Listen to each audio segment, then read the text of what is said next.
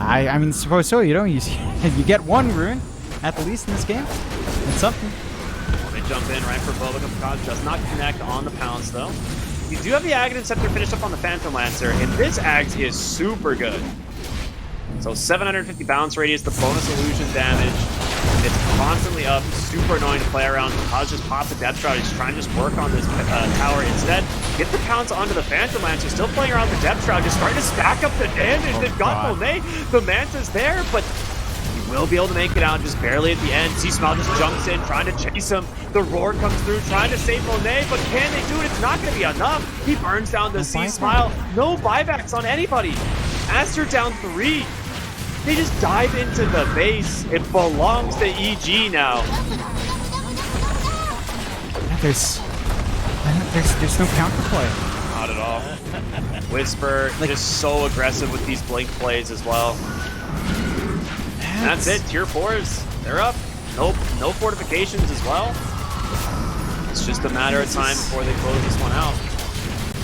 Yeah, it's not an easy time for Aster. Not an easy game. It felt like could have maybe found a little bit more with a PL pick. They called it GG. EG just plays so damn aggressive. Like, they just get going very early on. They play around. Matthew's just a madman. And stealing almost every rune except the one Sumail found. And if Sumail found one, you can go away with saying, well, we didn't lose all our bounty runes, but EG just played perfectly. They played their tempo. Again, we talked about this draft, and sure, this did feel like a pretty decent PL game coming out, but you couldn't reach that point for Monet where he's unstoppable. I mean, he does reach his item timings, but he's not ahead. Yeah. You have this Slark that's chasing you at pretty equal net worth. You're scaling up on your entire team with these track pickoffs with Matthew, and it just becomes unmanageable for Aster. Like, we see them attempt with Sumail rolling up, but Chrislock just always saves that Sonic Wave to push that Pango back, and once that was done, I mean, you didn't have a Blink for success for most of that game. How do you start these fights? Yeah. I mean, it's exactly what it is, dude. Like, every single fight is just so much vision being provided from this bounty, having the advantage. This is the one fight Aster had that looked pretty good as they take down C-Smile and Wisper here. They're able to just disengage though off EG and kind of stem the bleeding a little bit, so they don't end up losing too much more. But outside of this fight, there just really wasn't a lot that Aster was able to do. Like, this Slark just had such an insane game. 8-1 and 18. Again, only one death. Between the two games, he died twice. Yeah. Kaz has been on point. Like, he's just been choosing his fights well, knowing the angles to take, his team enabling him in a massive way on top of that. Like, everyone just playing so clean on EG. Wisper on the Coddle in this game with a really good position out.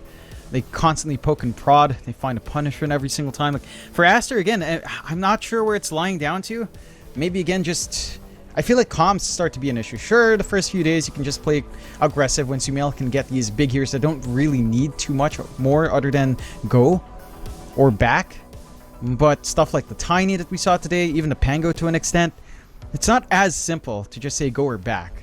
Like, there are coordination issues that can arise, and it's just difficult for Aster, I think, all things considered. Not to take away from EG. Again, fantastic play. They're looking good. A 2-0 here gives them such a good shot now of perhaps looking at going into an upper bracket start for themselves.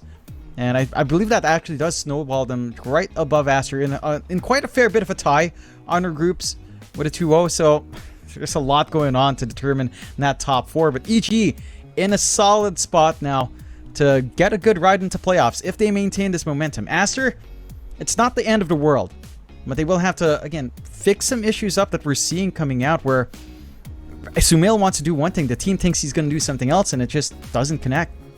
Yeah, I mean, you're absolutely right. I feel like EG's playstyle is like an innate counter to teams that are going to have communication issues, because like they're just so hyper aggressive. They just constantly want to fight and take kills. And I have to say, Wisper is probably my MVP of this game. Like, his Coddle was an absolute machine. Like, I can't believe how much he was able to make happen in these fights. The early Orchid reveal that just caught the Beastmaster off, the Vessel as well. It was just so sick all around from him. So just beautiful plays. It's one of the reasons people are just so afraid of playing against this team, dude. Wisper just has such an incredible hero pool. Like, you think you ban out all these other offliners, you're like, all right, there's nothing left that Wisper can pick, right? He's just like, oh, give me Coddle. That's fine. I'll just crush a team with offline Coddle. No worries. It's so cool. But yeah, well played from EG. We'll see how